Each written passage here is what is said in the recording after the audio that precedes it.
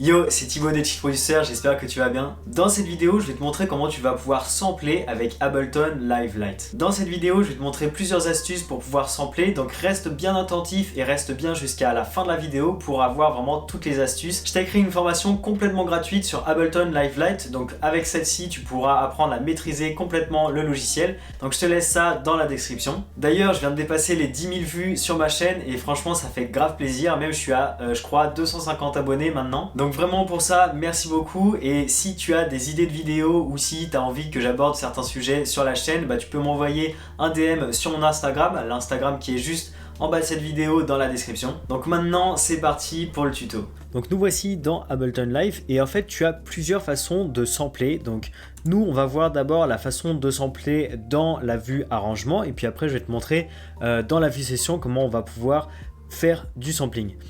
Donc ce qu'on va faire, on va aller chercher des samples, on va aller chercher par exemple des samples qui sont là-dedans, qui sont dans le Free Chill Pack, donc le Chill Pack que je te laisse juste dans la description avec une formation gratuite sur les bases d'Ableton Live Lite et comment tu vas pouvoir le maîtriser.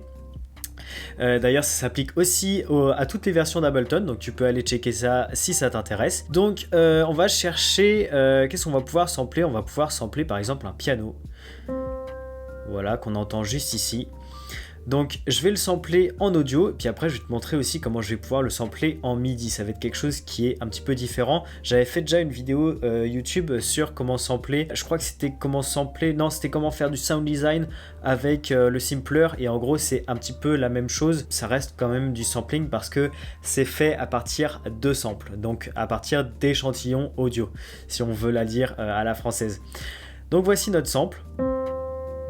Et ce qu'on va pouvoir faire, on va pouvoir lui ajouter pas mal de choses. Déjà, je vais pouvoir te montrer, parce que le sampling en soi, c'est prendre un échantillon audio comme ça, un sample. Moi, je vais plutôt utiliser le terme sample à chaque fois dans mes vidéos. Donc, on va prendre un sample qui est brut, donc il est juste comme ça, et après, on va pouvoir faire en sorte de le transformer, et c'est ça qu'on appelle le sampling. Donc, par exemple, ce que je peux faire des choses très basiques. Je peux faire, par exemple, un fade-in comme ça. Voilà. Au lieu d'avoir ça, j'ai une attaque du son qui va être un petit peu plus légère, qui va être plus progressive. Je vais pouvoir faire la même chose de l'autre côté, mais nous on va chercher des choses plus sympas à faire au niveau du sample. Ce que tu peux faire, c'est par exemple à partir de ça, tu peux, je vais le dupliquer pour donner un petit effet. Donc avec commande D, je vais le placer au début ici et je vais faire la touche R. Et là tu vois qu'il s'est reverse, donc il s'est inversé. Et donc on a les deux samples qui sont ici. Alors celui-ci, normalement il est jusqu'ici. Mais du coup ce qu'on peut faire, c'est qu'on peut les mixer ensemble en utilisant cette fonction-là. En gros c'est comme l'outil pour faire le fade in et le fade out. Mais tu vas le chevaucher avec l'autre sample. Et en gros ça mélange vraiment les deux samples ensemble et tu vois que ça suit exactement la forme d'onde. Donc c'est quelque chose, c'est quelque chose qui est utilisé pour faire des transitions un peu plus smooth.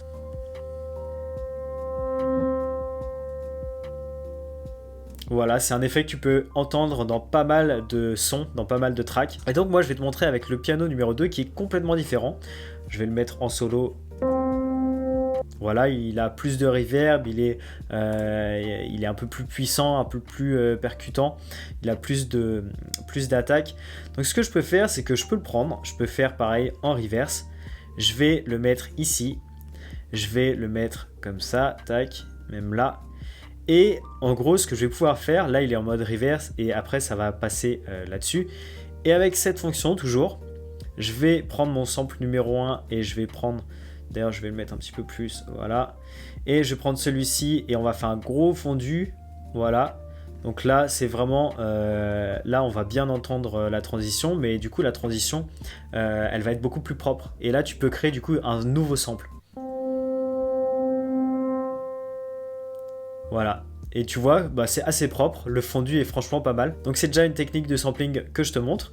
Donc après, ce que tu vas pouvoir faire, moi ça va être vraiment la partie la plus intéressante je trouve du sampling. Donc là après, avec ça tu peux ajouter des effets audio, tu peux ajouter pas mal de choses. Mais nous ce qu'on va faire plutôt, c'est qu'on va prendre par exemple ce Rhodes. Ouais, celui-ci c'est très bien.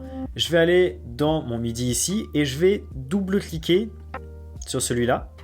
Et tu vois qu'il y a un Simpler, donc c'est l'instrument Simpler, qui s'est ajouté. Et là, après, tu as énormément de paramètres. Je ne vais pas te donner tout, mais je vais te montrer au moins les bases pour t'expliquer un petit peu comment tu vas pouvoir sampler avec le Simpler. Et là, vraiment, tu as énormément de possibilités. Tu vas voir, c'est assez cool. Donc, tu as le mode classique.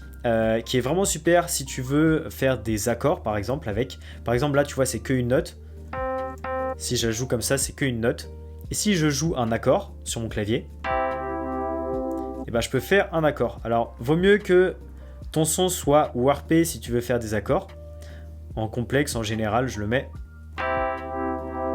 voilà, parce que sinon en fait il va jouer plusieurs notes mais chacune va être à une vitesse différente. Maintenant tu as le one shot. Donc comme son nom l'indique, ça se joue juste en une fois. Et tu peux le répéter si tu veux. Et tu as le mode slice avec lequel tu vas pouvoir en fait jouer plusieurs parties de ton sample. Alors là ça va pas être tellement parlant parce que moi j'ai fait que des one shot, mais on va pouvoir aller chercher des samples. Je vais aller chercher des samples par exemple, des samples que j'ai. Je vais aller prendre un comme ça, je vais aller prendre une guitare par exemple et je vais aller prendre celle-ci, peu importe. Et en mode slice, après, je vais pouvoir jouer plusieurs parties de mon sample indépendamment. Par exemple, tu vois là, je joue juste cette partie-là. Alors, je vais plutôt, je vais pas le faire comme ça parce que ça va être, c'est pas très bien réglé. Donc, je vais ajuster la sensitivity ici. Et voilà, je pense que là, c'est pas trop mal, comme ça. Et comme ça, je vais pouvoir jouer toutes les parties qui sont ici. Tac, il faut juste que je trouve la gamme où c'est. Tac, c'est.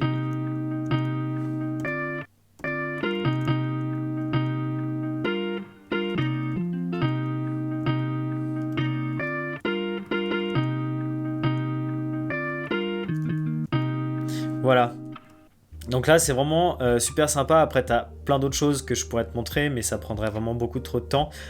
Dis-moi en commentaire si jamais tu veux regarder, si tu veux avoir plus de tutos sur le Simpler, parce qu'il y a tellement de choses sincèrement qu'on peut faire avec. C'est vraiment presque un synthétiseur à lui tout seul, et pour vraiment sampler à fond c'est ultra utile. Donc ça c'est vraiment intéressant si tu as des samples qui sont assez longs. Tu vois, si par exemple pareil celui-ci, non attends, on va prendre un full.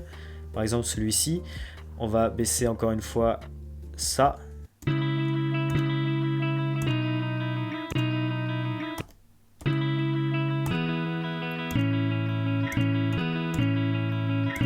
Tu peux vraiment commencer un morceau comme ça peut te faire vraiment un bon sampling si jamais tu fais, je sais pas, du hip-hop, de la lo-fi ou ce genre de style de musique. Ça peut être super intéressant. Après, voilà, libre à toi de mettre ça dans n'importe quel genre de musique parce que ça peut se faire du moment que tu le fais assez bien. Donc voilà pour la partie sampling au niveau de la vue arrangement.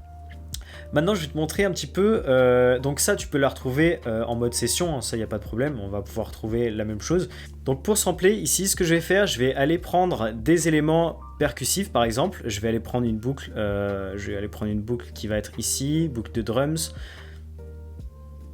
Drums, ici. Ok. Je vais aller chercher un instrument. Je vais te montrer vraiment la manière super basique. Non, attends, je vais aller te chercher plutôt quelque chose ici. Une guitare. Chords full, parfait, on va aller chercher ça. Donc si tu veux, en fait ça s'appelle aussi un petit peu sampler parce que c'est jouer avec des samples. Donc tu peux lancer par exemple celui-ci, juste en pressant le bouton play ici. Et après tu vas pouvoir jouer celui-là et il va jouer dans le tempo.